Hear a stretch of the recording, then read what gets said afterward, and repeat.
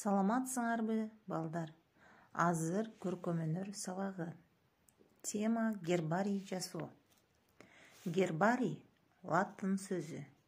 Герба чөп дегенди билдирет. Гербарий бул кургатылган жалбырактардын же өсүмдүктөрдүн бутактары. Азыр күз мезгили. Күзүндө бутактарда, талааларда көптөгөн сары, кызыл болгон жалбырактар көп. Ошолорду терип алып, китептин ортосуна салып, кургатабыз. Кургаган жалбыракты ак катуу баракка суюк желимдин жардамы менен чаптайбыз.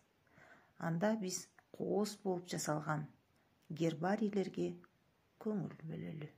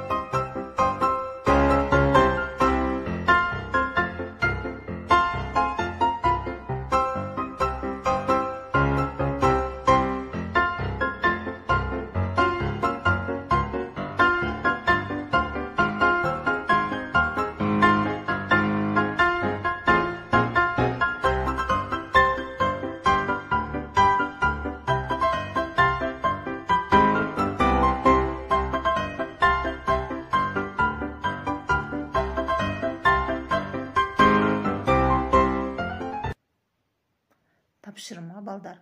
Кооз жалбырактардан өзүңөрдүн фантазияңар менен гербарий жасоо. Саламатта болгула.